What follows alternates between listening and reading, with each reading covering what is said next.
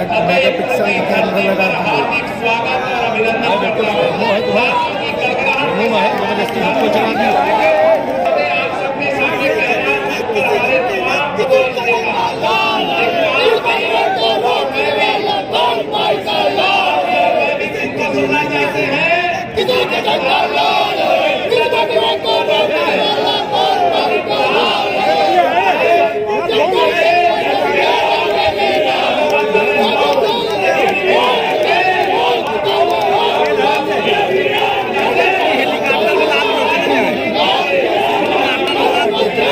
झटक लेना धीरे से नीचे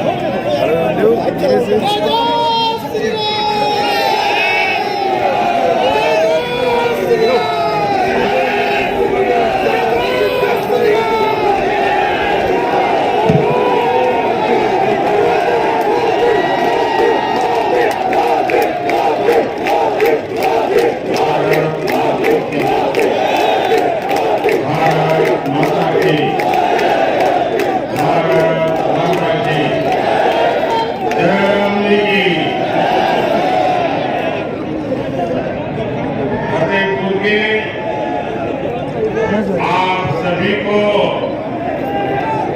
मेरा बहुत बहुत प्रणाम।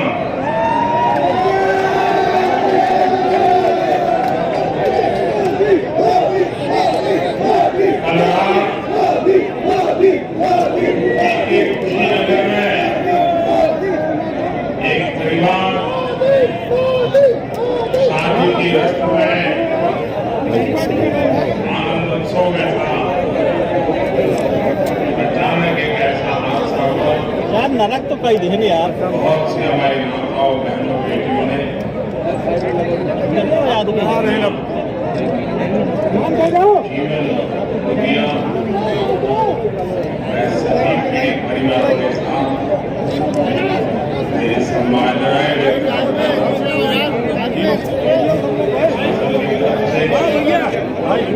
भाई जाओ यार भाई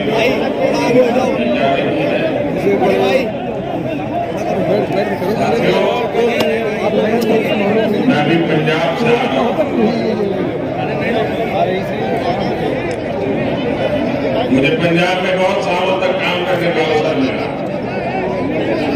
लेकिन इस बार मैंने जब पंजाब का मिजाज देखा,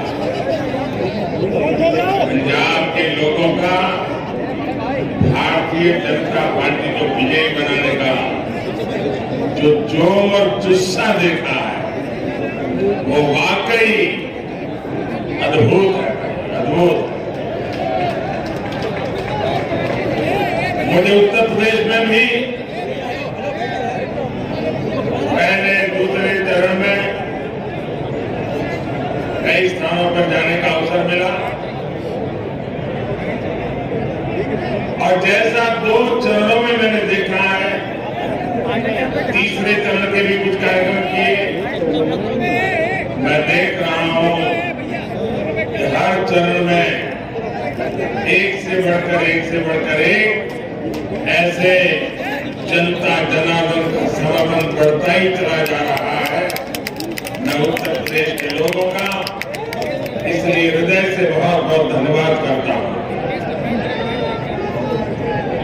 मैं प्रशासन को भी अभिनंदन करता हूं, क्योंकि उत्तर प्रदेश में शांतिपूर्ण चुनाव करवाना ये बहुत बड़ी सौगात है, और इसलिए प्रशासन के भी लोग, सुरक्षा बल, सभी अभिनंदन के अधिकारी हैं। आज यहाँ बांदा सहित आसपास के जिलों के हजारों साथी भी यहाँ पहुंचे हैं। झांसी, ललितपुर, हमीरपुर, महोबा और रायबरेली से भी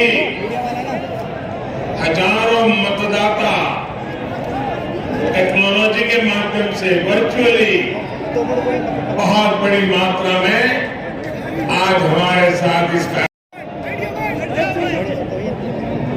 मैं दूर दूर देख रहा हूं और जहां हेलीकॉप्टर लैंड किया उसके भी चारों तरफ मैंने देखा, कहीं पर पैर रखने की जगह नहीं है।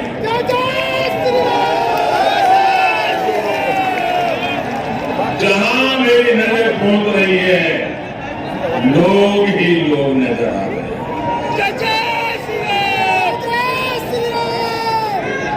आपका ये प्यार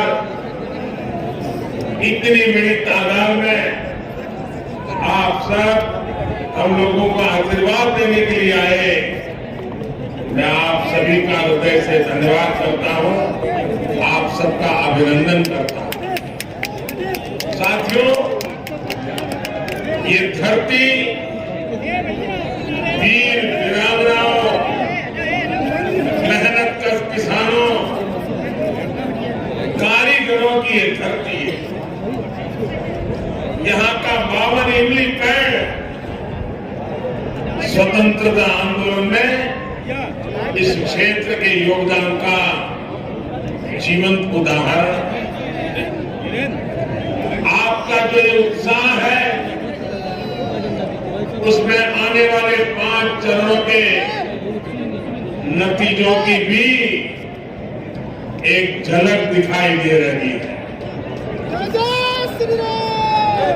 सारे वार्ड, सारे विभाग एक तरफ और राष्ट्रवाद एक तरफ।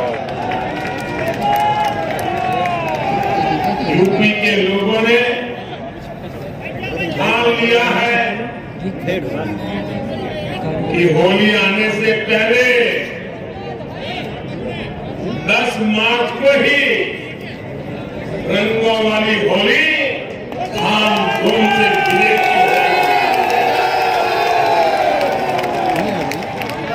भाइयों बहनों, फतेहपुर बुंदेलखंड के क्षेत्र में पराक्रम, वीरता ये यहाँ के लोगों की नस्लों में खून में है।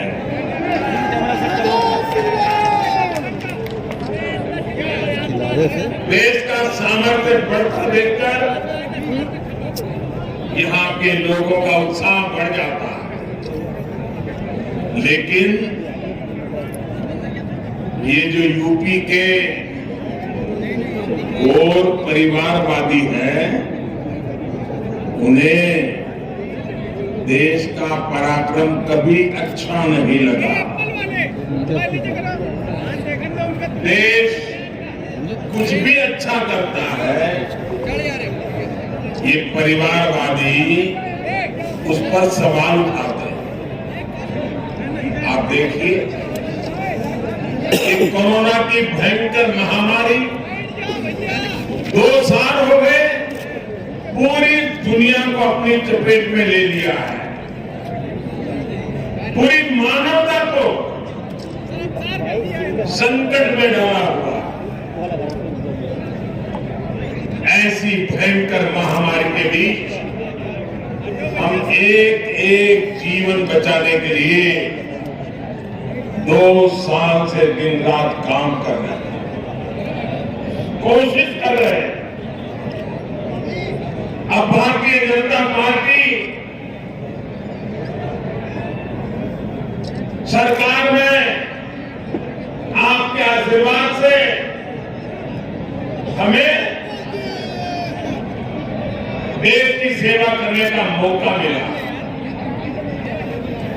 ये भाजपा सरकार देश को मुफ्त टीका लगा रही है, वैक्सीनेशन हो रहा है, घर घर एक एक व्यक्ति को डोज मिल जाए, टीका लग जाए, इसके लिए पूरी मेहनत कर। भाइयों बहनों, आप सबको टीका लगा है? जरा हाथ ऊपर करके पूरी ताकत से बताइए, टीका लगा है? सबको टीका लगा है? से किसी ने टीके का पैसा लिया है क्या? आपको कोई खर्चा करना पड़ा है क्या? ये भारत सरकार ने आपकी चिंता की है कि नहीं की है? इतने बड़े संकट से आपको रक्षा कवच दिया है कि नहीं दिया है?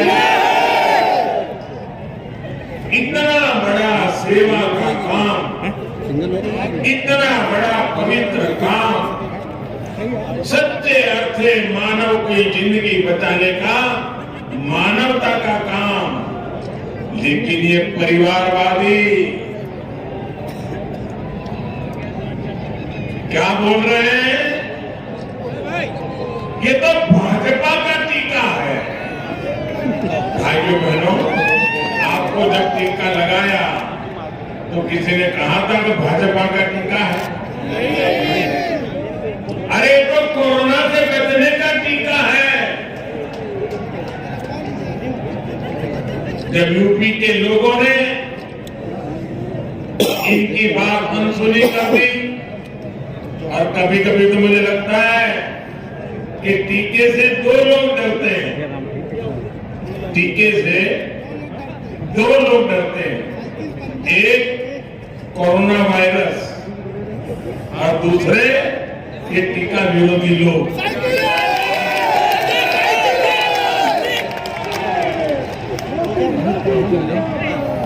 रिकॉर्ड वैक्सीन लगवा दी तो अब इन्होंने क्या शुरू किया कि सरकार, हमारा गरीब देश है, ये टीकों के पीछे इतना सारा खर्चा क्यों कर रही है? भाइयों बहनों, मुझे बताइए, आपकी जिंदगी बचाने के लिए सरकार ने खर्चा करना चाहिए कि नहीं करना चाहिए?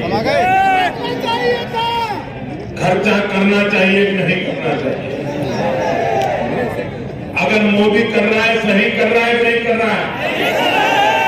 आपकी जिंदगी बचेगी तो मुझे आनंद होगा कि नहीं होगा? मुझे खुशी होगी कि नहीं होगी? आप लोगों ने मुझे इतना बड़ा प्यार दिया, सम्मान दिया, आपको मुझे इतना बड़ा पद दिया, मुझे आपके लिए काम करते रहना चाहिए, नहीं रहना चाहिए?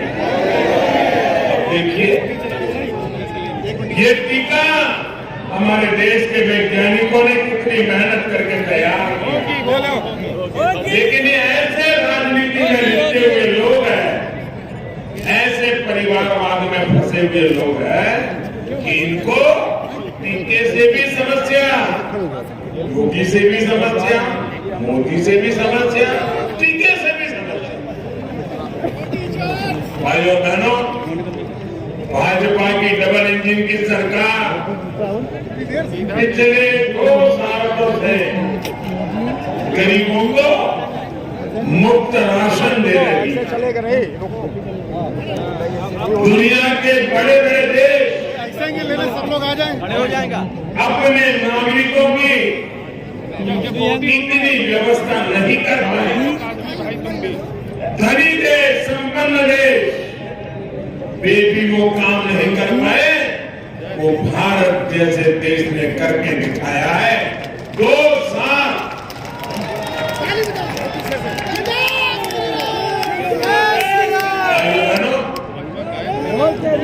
जब गरीब के घर में राशन पहुंचता है, मेरे मन में एक ही कामना रहती थी कि कोरोना का संकट आया है, संकट भयंकर है, परिवार में हालत ऐसी, एक कमरे में मां बीमार हो, कोरोना की बीमारी आई हो, लेकिन दूसरे कमरे से बेटा मां के पास भी नहीं जा सकता था। ऐसी ये बीमारी, उस बीमारी में मेरे दिल में एक ही बात रहती थी कि मेरा कोई गरीब परिवार, मेरी कोई गरीब मां, मेरे देश का उसका गरीब परिवार न हो, उसके घर में चूल्हा न हो। लेकिन जब भारत इतना बड़ा काम कर रहा है कि लोग मुफ्त राशन देने वाली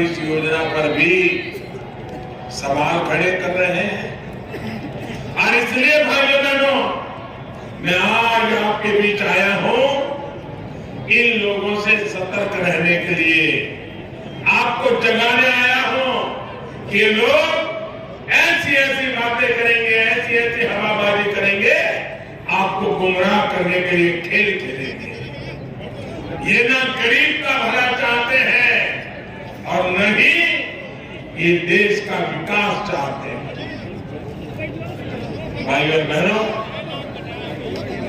जब लाल किले से मैं पहली बार प्रधानमंत्री बना, लाल किले पर मेरा पहला भाषण था और मैंने लाल किले से जो भाषण दिया,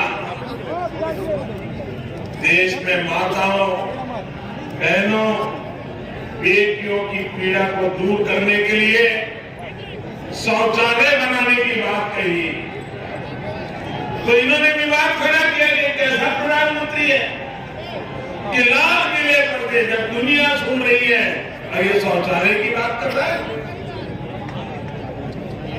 भाइयों बहनों, न उन्होंने गरीबी देखी है, न उन्होंने गरीब की मुसीबत जब देखी है, न हमारी माताओं बहनों को कैसी मुसीबत से गुजरना पड़ रहा है।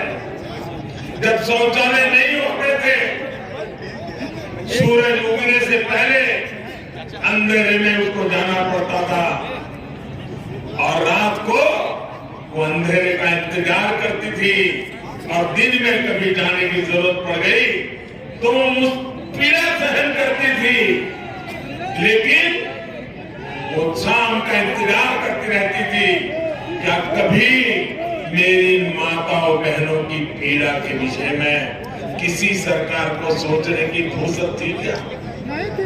वो ऐसी जगह पे बैठे हैं उनको जमीन कभी गिरती नहीं थी। भाई बहनों, मैं तो आपके बीच में आज आया हूं, इसलिए मुझे पता है पीड़ा क्या होती है, दर्द क्या होता है, मुसीबतें क्या होती है।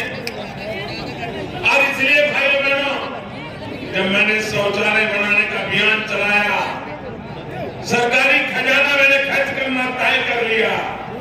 मैंने कहा जिसको मेरी आलोचना करनी है करेंगे, जिसको मुझे नीचा दिखाने का प्रयास करना है वो करते रहेंगे, लेकिन मैं हिंदुस्तान में मेरी माताओं बहनों के लिए शौचालय के अभियान को चलाऊंगा। आज गांव-गांव, घर-घर शौचालय बने और मैं तो मेरे उत्तर प्रदेश की बेटियों का हृदय से अभिनंदन करना चाहता हूं, क्योंकि मेरे उत्तर प्रदेश की बेटियों ने जब एक शौचालय बना रहे थे तो मैं एक स्थान पर खुद शौचालय बनाने के काम में हिस्सेदार बनने के लिए गया था, तो वहां मुझे बताया गया कि हमने तो इसका नाम इज्जत कर रखा है। मेरी बेटियों ने मुझे कहा ये शौचालय सिर्फ नहीं है कि हम बहन बेटियों के लिए इज्जत कर रहा है। जिस प्रदेश में ऐसी उम्दा सोच हो भाइयों बहनों, उस प्रदेश के लिए, उस देश के लिए जी जान से काम करना ये मेरा सौभाग्य है। केंद्र सरकार ने जब 3 तलाक के विरुद्ध कानून बनाया, कानून के खिलाफ ये पूरे सारे कुंबा उसके खिलाफ हो गया, 3 तलाक के समर्थन में खड़े हो गए। मैं तो हैरान हूं, 21 सदी में जी रहे हैं, ये कितने स्वार्थ में डूबे हुए हैं कि जो लोगों को वोट देते हैं उनका भला भी नहीं सोच पाते हैं। ऐसे लोगों पे कभी भरोसा किया जा सकता है? ऐसे लोगों पे भरोसा किया जा सकता है? मेरी मुस्लिम माताओं बहनों, छोटी छोटी बात में 3 तलाक हो गई छुट्टी।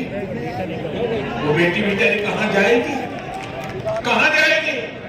उस पिता का कल्पना कीजिए कि कितने उत्साह उमंग के साथ बेटी को शादी करके भेजी हो और 3 तलाक कह करके उसको घर वापस भेज दे, साथ में 1-2 बच्चे लेकर के आ जाए। उस बूढ़े माँ बाप का क्या हाल होता होगा जिनको ये झेलना पड़ता होगा। उस भाई का क्या हाल होता होगा जिसकी बहन वापस आई है, उस माँ का क्या हाल होता होगा कि जिसकी बेटी ससुराल से लौट के आई है, उसकी जिंदगी कैसे बीतेगी? क्या मुझे बताइए, इन माताओं बहनों की रक्षा मुझे करनी चाहिए कि नहीं करनी चाहिए? इनका भला करना चाहिए कि नहीं करना चाहिए? क्या मैं सिर्फ वोट का ही सोचता रहूं, कुर्सी का ही सोचता रहूं कि देश का भी सोचूं कि ना सोचूं? लेकिन भाइयों बहनों, इनको तो 3 तलाक में भी विरोध था। आज मुझे हिंदुस्तान के हर कोने में से मेरी मुस्लिम बहन बेटियां जो आशीर्वाद दे रही है, क्योंकि उनके जीवन की रक्षा का मैंने बहुत बड़ा काम किया।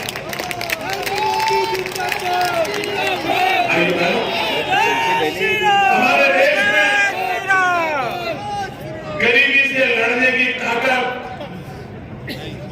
जब तक हम गरीब को सशक्त नहीं करेंगे ना, नहीं आने वाले। नारे तो बोलते रहिए गरीबी हटाओ, गरीबी हटाओ। जब तक गरीब सशक्त नहीं होता है, गरीबी खत्म नहीं हो सकती है। आज जिस दिन गरीब सशक्त हो जाता है ना, वो भी गरीबी को खत्म करने के लिए हमारा सिपाही बन जाता है। इसके लिए उस परिवार की गरीब मां का सशक्तिकरण, अगर गरीब मां को ताकत मिल गई ना, आप देख लीजिए गरीबी को सामने लड़ने के लिए पुरुष के पास समय बच जाएगा, वो मेहनत करेगा और दोनों मिलकर के देखते ही देखते गरीबी से बाहर आ सकते हैं। और सरकार का ये काम है, और ये काम करने के लिए आपने मुझे बिठाया, गरीबों का भला करने के लिए आपने मुझे बिठाया। भाई बहनों को मुफ्त गैस कनेक्शन हो, हर घर बिजली हो, हर गांव तक सड़क हो, पढ़ाई हो, दवाई हो, कमाई हो, सिंचाई हो।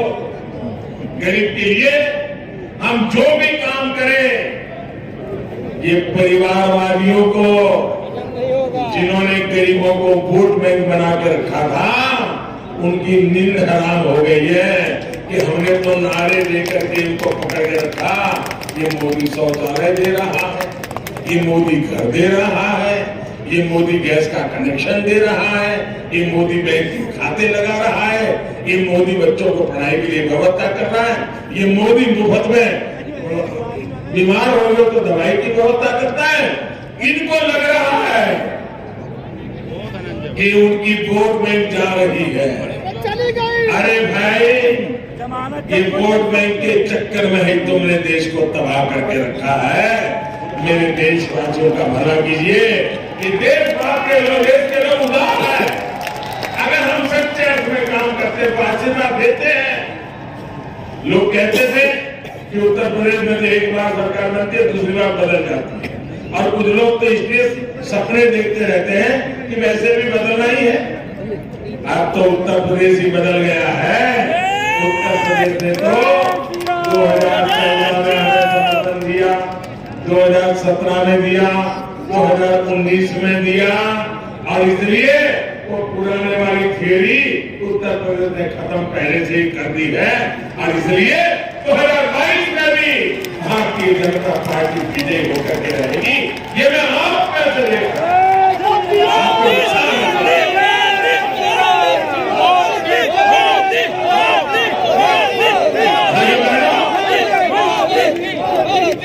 गरीबों के लिए गुमराह में काम करता हूँ।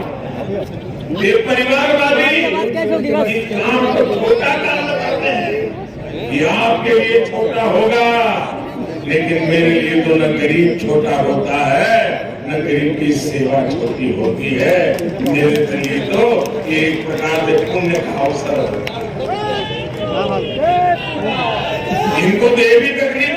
मैं कुंभ के मेले में आया, इतना बड़ा कुंभ का मेला था, इतना बड़ा कुंभ का मेला था, लेकिन जब कुंभ के मेले में आया तो दुनिया में कुंभ के मेले की इतनी बड़ी प्रतिष्ठा बढ़ी थी उसकी सफाई के कारण, उसकी सफाई के कारण। तो मेरा मन कर गया और मैंने जो सफाई करने वाले भाई बहन थे उनके पैर धोए, उनके आशीर्वाद। इतना बड़ा काशी विश्वनाथ धाम बन गया, चारों तरफ जय जयकार हो रहा था। लेकिन मेरा ध्यान तो उस मजदूर की तरफ था जिसने मेहनत करके काशी विश्वनाथ धाम बनाया था। तो सारे संत बैठे थे, सारे महापुरुष बैठे थे, मैं उनके पास नहीं गया, मैं वहां चला गया जहां इन मजदूर बैठे थे। फूलों से वो फूलों की वर्षा की, उनका सम्मान किया, उनके आशीर्वाद दिए। क्यों? मुझे मालूम है यही मेरे देश के लोग हैं जो मेरे देश के सपने पूरे करेंगे। और इसलिए उनके सपने पूरे करने के लिए मैं अपने सपनों को खपा रहा हूँ भाइयों बहनों, इसलिए मैं काम कर रहा हूँ। आपने देखा होगा आज तक ये लोग आत्मनिर्भर भारत अभियान उसका भी विरोध कर रहे हैं। ये लोग भारत को अब भी दूसरों पर ही निर्भर रहना चाहते हैं। दुनिया के बाजार में ले आओ और अपनी गाड़ी चलाओ। आप मुझे बताइए भैया, फतेहपुर के वीर परिश्रमी पराक्रमी लोग ये दुनिया से सब बाहर से ला करके उसी से गुजारा करने थे। दूसरों पर भारत को निर्भर रहना पड़े। आजाद भारत के लिए ये शर्मिंदगी है नहीं है। हमें बाहर आना चाहिए, नहीं आना चाहिए। अरे हमारे पूर्वजों ने यहाँ बलिदान दिए थे कि भारत के सम्मान के लिए, भारत के गौरव के लिए। हमें उसको पाना चाहिए, नहीं पाना। और इसलिए भाई बहनों, ये देश आश्रित रहना चाहिए। और इसलिए मैंने एक बात की, मैंने ये भी लाल किले से कहा कि लोकल के लिए वोकल होने की, यानी जो स्थानीय लोग उत्पाद करते हैं, हमारे कारीगर जो चीजें बनाते हैं, हमारे किसान जो चीजें उत्पादन करते हैं, हमारे छोटे छोटे कारखाने जो चीजें बनाते हैं, उनका हमने गौरवगान करना चाहिए। शब्द सुनेंगे नहीं तो लिखेंगे। मुझे बताइए, हमारे यहाँ जो चीजें बनती हैं उसका हमने गौरवगान करना चाहिए, नहीं करना चाहिए? करना चाहिए, नहीं करना चाहिए? मुझे बताइए, आपके घर में आपके बेटे को ही अगर आप मान सम्मान नहीं दोगे और आप मोहल्ले वालों को कहोगे कि मेरे बेटे को सम्मान दो, तो कोई देगा क्या? देगा क्या? भाइयों बहनों, अपने अपने यहाँ जो पैदावार होती है उसका सम्मान बढ़ना चाहिए, नहीं बढ़ना चाहिए?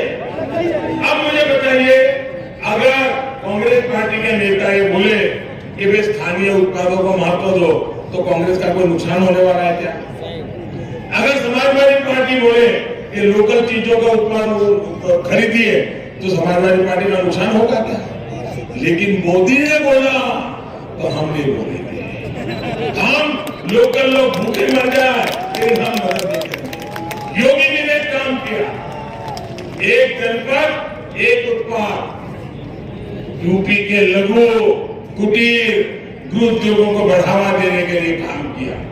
ये गोर परिवार वालों का जो गिरोह है ना, इस गिरोह को उसके भी दिक्कत आ गई क्योंकि उसमें कटकी नहीं हो सकती है, मलाई नहीं खा सकते। भाइयों बहनों, मुझे बताइए, ये मेरे फतेहपुर का लोहे का सामान हिंदुस्तान भर में बिकना चाहिए, नहीं बिकना चाहिए? हमारे फतेहपुर का लोहे का सामान, उसका जय जयकार तमिलनाडु में, केरल में, बंगाल में होना चाहिए, नहीं होना चाहिए? इसीलिए तो मैं कहता हूँ वोकल फॉर लोकल। अब मुझे बताइए, यहाँ का पैड़ा, हमारे यहाँ का पैड़ा, ये पैड़ा भी दुनिया में मशहूर होना चाहिए, नहीं होना चाहिए? मार्केट बनना चाहिए, नहीं बनना चाहिए? यहाँ जो हमारा बेडशीट, क्या ये बेडशीट जो बनती है वो भी हिंदुस्तान के बाजार में बिकनी चाहिए, नहीं बिकनी चाहिए? यहाँ के लोगों को ज्यादा काम मिलना चाहिए, नहीं मिलना चाहिए? हमारे मामा के खड़े पत्थर की कलाकारी को विश्व भर में पहचान दिलानी चाहिए, नहीं दिलानी चाहिए? ऐसी प्राकृतिक संपदा, ऐसी कलाकारी दुनिया में बहुत कम देशों के पास होती है, जो आप लोगों के पास है, और मैं उसका झंडा लेकर के घूम रहा हूँ। साथियों, ये हमारा बुंदेलखंड, ये बुंदेलखंड तो अपने खिलौने के लिए, हथकरघा, हस्तशिल्प की अपनी समृद्ध परंपरा के लिए मशहूर रहा है। हमारे जनजातीय बहन भाइयों का हस्तशिल्प तो पूरी दुनिया में सब। हमारी सरकार ने देश में ही खिलौने बनाने वालों को प्रोत्साहन देने के लिए विशेष योजना शुरू की है। और इसके साथ बच्चों के मन में संस्कार भी है। बचपन में अगर उसके दिमाग में विदेशी खिलौना घुस गया ना, तो जिंदगी भर उनको विदेशी चीजों का मोह रहेगा, हिंदुस्तान की चीज पसंद नहीं आएगी। बचपन में वो खिलौने में खेलेगा तो मेरे देश का खिलौना होगा, मेरे देश के किसी गरीब का बनाया हुआ खिलौना होगा, तब जाकर के मेरे देश की चीजों का सम्मान बढ़ेगा भाई। और इसके लिए जब मैं वोकल होने की बात करता हूं, जोर जोर से हमारी उत्पत्ति से मैं बोलने के लिए कहता हूं, तो ये परिवारवादियों को इसका भी दर्द होता है। असल में इनको समस्या ये है कि अगर देश के गरीब, दलित, पिछड़े, आदिवासी को साधन मिल गए, शक्ति मिल गई, आंख उठाकर बोलने की उसको ताकत मिल गई, तो ये वोट बैंक की राजनीति करने वाले, परिवारवाद की राजनीति करने वाले, इनकी सारी राजनीति ही धरी की धरी रह जाएगी। ये कट कमीशन का जो माफिया इन्होंने बनाया है, वो आत्मनिर्भर भारत अभियान से बर्बाद हो जाएगा, इसकी चिंता है। साथियों, फतेहपुर की मिर्च, झांसी की तुलसी, महोबा का देशावली पान, ऐसे अनेक कृषि उत्पादकों के ये पूरा क्षेत्र बहुत मशहूर है।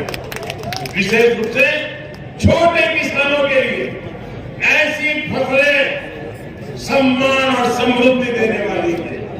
आप बताइए, दशकों तक बार बार ये वोट परिवारवादी यहां सत्ता में आए, इन्होंने इन फसलों के लिए, छोटे किसानों के लिए कुछ भी किया क्या?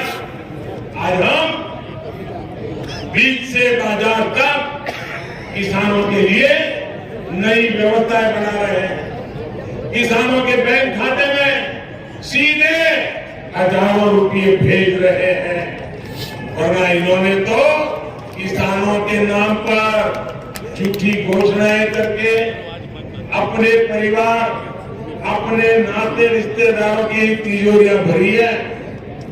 ऐसे घोर परिवारवादियों को अब यूपी की सत्ता के आसपास भी भटकने नहीं देना है। साथियों, हम यूपी में डेयरी सेक्टर के विस्तार के लिए, पशुपालन को बढ़ावा देने के लिए भी निरंतर काम कर रहे हैं। पूरे यूपी में बायोगैस प्लांट का नेटवर्क भी बनाया जा रहा है। जो डेयरी प्लांट है वो गोबर से बनी बायोगैस से बिजली बनाए, इसकी व्यवस्था की जा रही है। हमारा प्रयास है कि दूध दे न देने वाले जो बेसहारा पशु हैं, उसके गोबर से भी पशुपालक को इनकम हो, अतिरिक्त कमाई हो, इस दिशा में हम काम कर रहे हैं। यूपी में बेसहारा पशुओं के लिए गौशालाओं के निर्माण का काम भी किया जा रहा है। 10 मार्च को दोबारा सरकार बनने के बाद ऐसे कार्यों को और गति दी जाएगी ताकि बेसहारा पशुओं से होने वाली परेशानी कम हो। आपका जो संकट है उसको हम दूर कर पाए, ये हम चिंता करते हैं। साथियों, फतेहपुर के लोग कभी नहीं भूल सकते हैं कि पिछली सरकार के लोग यहाँ कैसे कैसे दबंगे करते थे।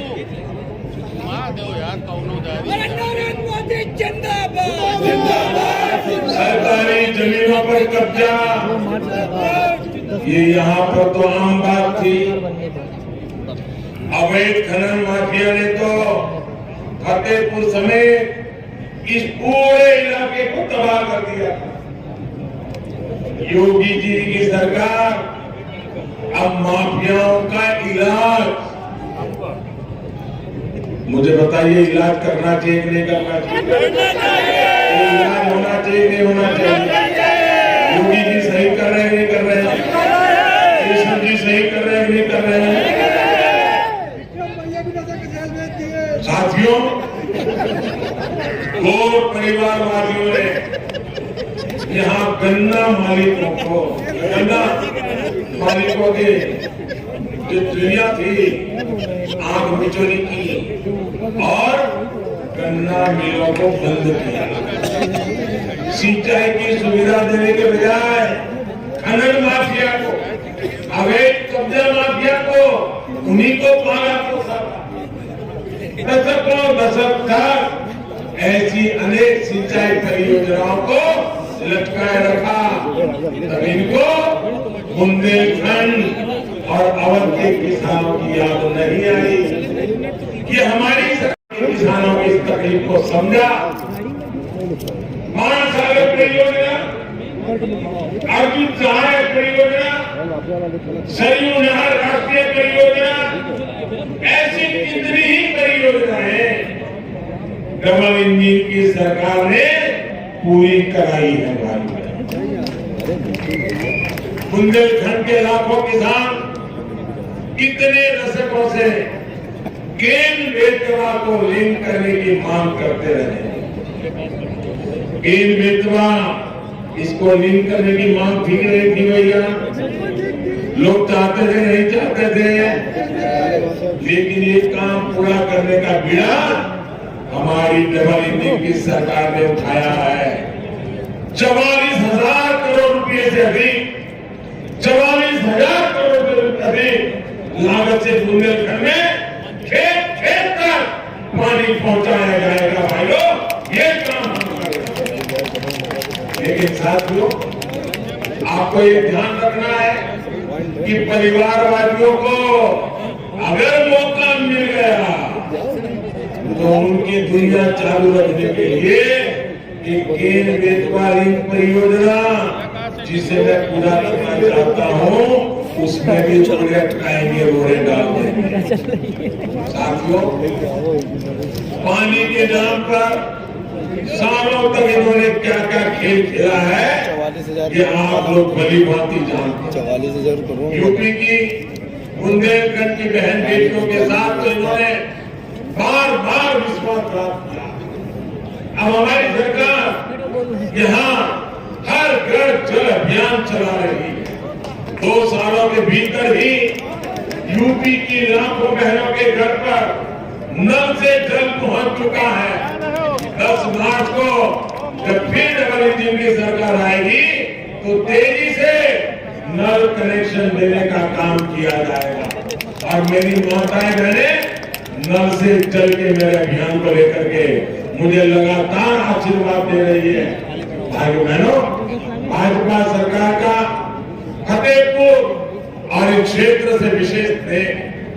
2 परिवारवादियों ने फतेहपुर को पिछड़ा मानकर वो अपनी जिम्मेदारी उसी से पल्ला झाड़ दिया, आप पूरा कर दिए। भाजपा सरकार ने फतेहपुर के विकास की आकांक्षा को समझा और हमें आकांक्षी जिलों में इसको शामिल किया। आज फतेहपुर आकांक्षी जिलों में तेजी से विकसित होने के पैमाने पर काफी ऊपर आ रहा। फतेहपुर में महान योद्धा अमर शहीद जोधा सिंह और ठाकुर दरियाव सिंह के नाम पर मेडिकल कॉलेज के लोकार्पण का सौभाग्य भी आप लोगों ने मुझे दिया।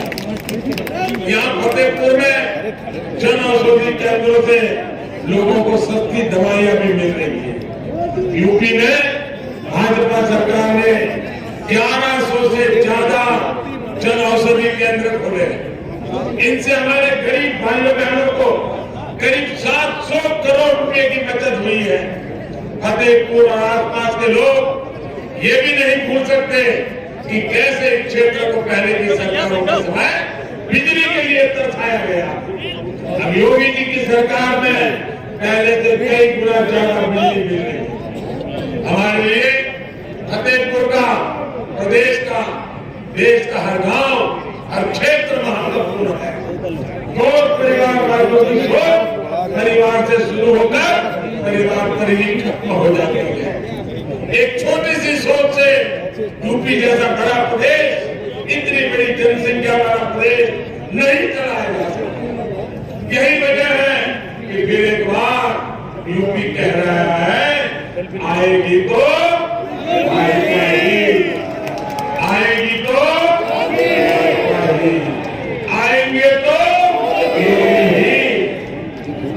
साथियों, गोद परिवार वालियों की लिस्ट में कुछ नाम ऐसे भी हैं जिन्होंने दशकों तक देश में और यूपी में सरकारें चलाई, लेकिन आप लोगों ने जब से उन्हें यहां से बेदखल किया, इन लोगों की यूपी के प्रति नफरत दिनों दिन बढ़ती जा रही है। इन परिवार वालियों के मुख्यमंत्री ने यूपी के लोगों का अपमान किया तो गांधी परिवार तालियां बजाता रहा, और आज ये लोग यूपी के लोगों से आकर वोट मांग रहे हैं। आपको इन परिवार वालों से भी बचकर रहना है। डबल इंजन की सरकार पूरे उत्तर प्रदेश को विकास के पथ पर आगे बढ़ा रही है। Purvanchal express way, Prayagraj link express way, Gorakhpur link express way, Ganga express way, ऐसे ही प्रयासों का प्रमाण है। अब तो बुंदेलखंड एक्सप्रेस भी एक गति से पूरा हो रहा है। कोरोना के बावजूद भी बुंदेलखंड एक्सप्रेस वे के काम को हमने धीमा नहीं होने दिया है। बुंदेलखंड एक्सप्रेस वे संकट काल में हजारों श्रमिकों को काम दिया, रोजगार दिया। जब ये पूरा हो जाएगा तो यहाँ सब सुविधा ही नहीं मिलेगी, बल्कि यहाँ के किसानों को, उद्यमियों को भी बहुत लाभ होगा। इन एक्सप्रेस वे के अलग अलग बगल में हम इंडस्ट्रियल कॉरिडोर बना रहे हैं।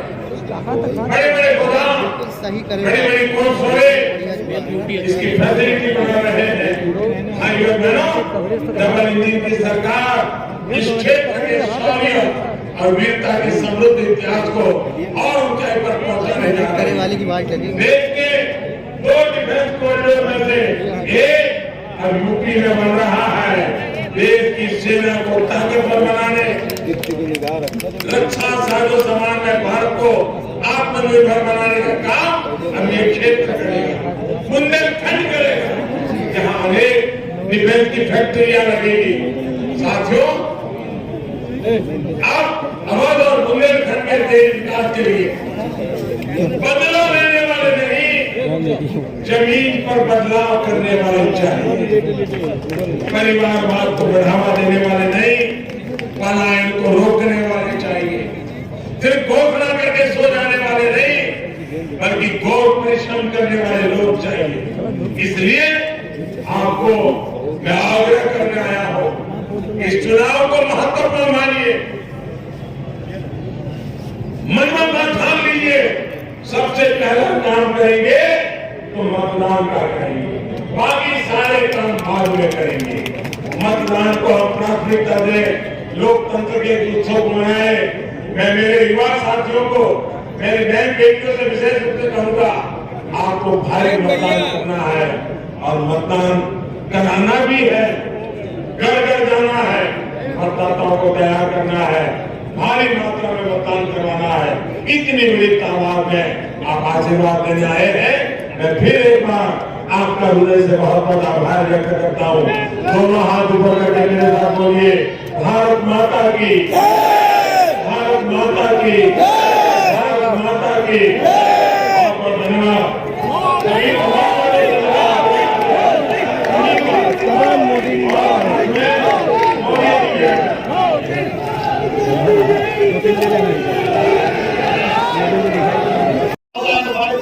चुनावी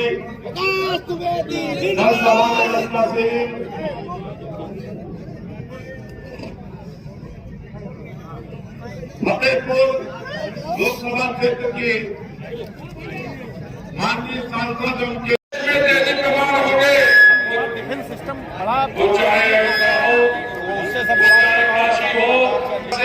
मैंने फतेहपुर के अंदर वो सब काम किया है